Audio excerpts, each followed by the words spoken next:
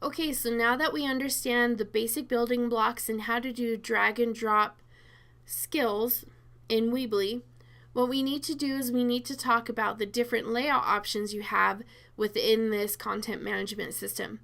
Now, Weebly has some really cool stuff. They have dividers to separate information. They also have spacers, so if you want to add a gap or a space between objects, you can. But what you don't see here, but a big feature of the layout options in Weebly, is that it actually lets you work with columns.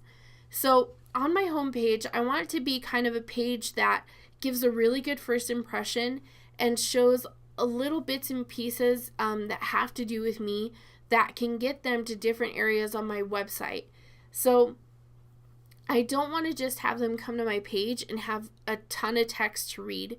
I want them to be able to see different areas, kind of like a newspaper front page, and how you don't just see one massive article on there. You see little blurbs of everything to get you interested in digging into the newspaper a little bit more.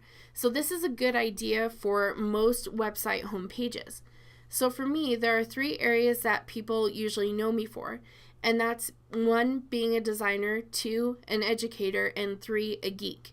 So what I want to do is I'm going to actually come down here and throw a title down, and I am going to call this designer, and I'm going to align it in the middle, and I'll go ahead and make this just a little bit bigger. And then what I can do is I can drag another title just to the right of that and do the same thing. So I can do educator and make it bigger. And for some reason, every time I try to make it bigger, it goes smaller, but you're just going to have to work with that. And last, I'm going to, just to the right of it, notice that I'm dragging and dropping in between these elements. I'm going to create another title for the 3rd area, which is geek. Now, if you're looking at these, you can see there are different divider lines between columns. Those are something that you normally won't see on the actual website itself, but it allows you to change how big one column is compared to another. If you don't mess with those, then it's going to be an even division between the 3 or 4, however many you create. But as we do this, let's say I want to add an image for each one of these. So maybe I want to add an image of one of the pieces I've designed. And under this one, I want an image of me teaching. And then maybe under here, I have an image of this really cool Queen Geek sticker that I have on the back of my car. So underneath those, and I don't really have the images to work with right now, but these placeholders are going to help me to see how the layout's going to work when I do get those images in there. So maybe I want to add a divider, and that's just a really thin line that's going to separate the information from the text. So I'll go ahead and pop that down there. And notice that I'm trying to make it really even so that they look the same. But when they get the information and when they get the images, it's going to look different, but it'll still be well laid out and really easy to read. So I'll go ahead and throw 3 text blocks down under each column. And notice I'm not coming here when the line is all the way across, because that will put it all the way across all 3. But if I hover here, it's going to put it underneath this specific column. So I'll go ahead and drop that in.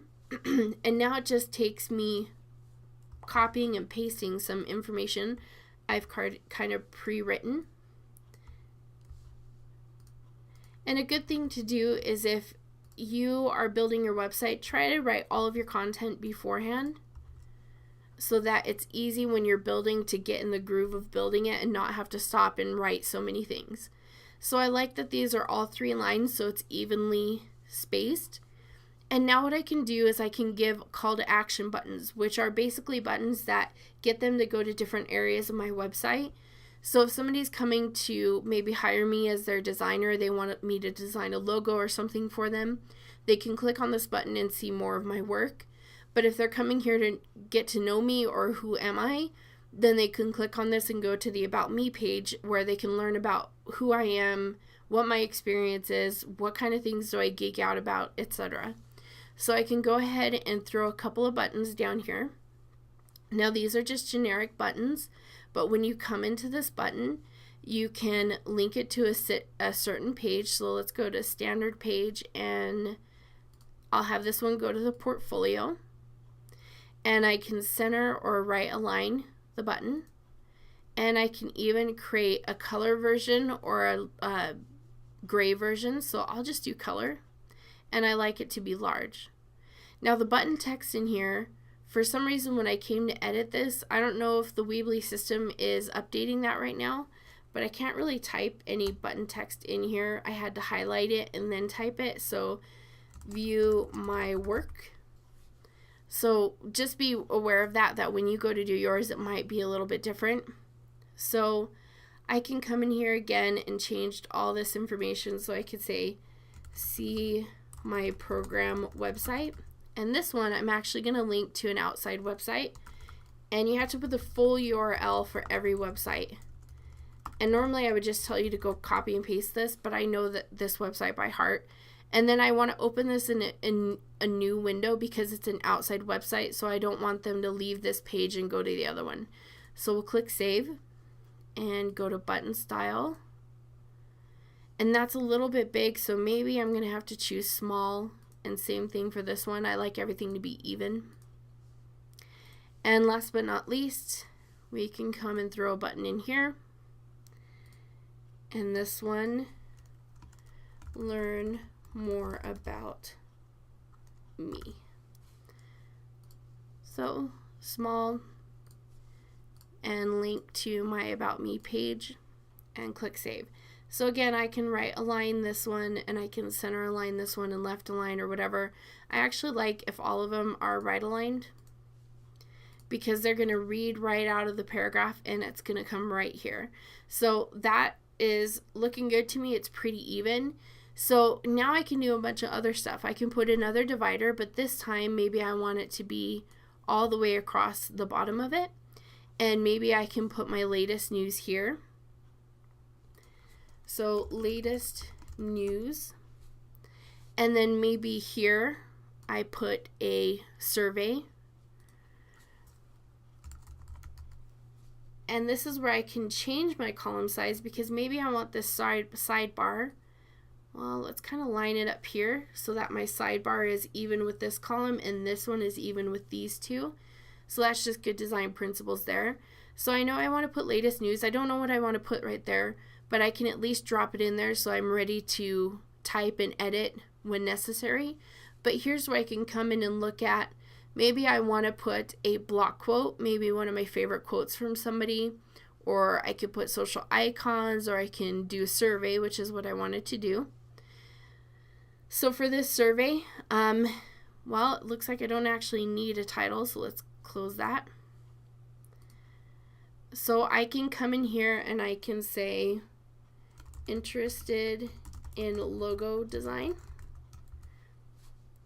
So this is where I can come in and notice all of these different survey form fields have come up. So I don't want any of these questions in here. I just want one particular survey question. And I can come in here and maybe do option buttons.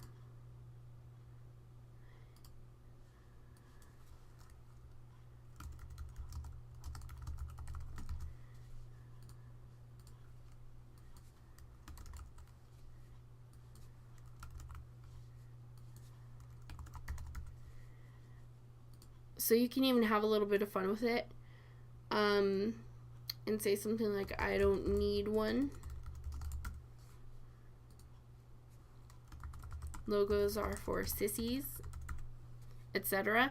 So we can just hit save. And then that could be something where I can write instructions and whatnot, but they can see the survey results. If I go to forum options, I can send it to my email. But this is something where I might actually want to do a survey where I could say, are you interested in taking a logo design class? Or do you need a new logo? And then if they say yes, I can contact them about perhaps working with them to design a new logo. So anyway, this whole tutorial video, what I want you to get out of it is that you just need to play with some of these widget areas, but just know that don't just do a regular title and then a bunch of text. That might work great for the about page, but on your home page especially, get a little bit more dynamic with it, a little bit more creative. Use the columns as you can and let that create a page for you that is really unique and memorable and really talks about a lot of different areas for your business or organization or for you as an individual.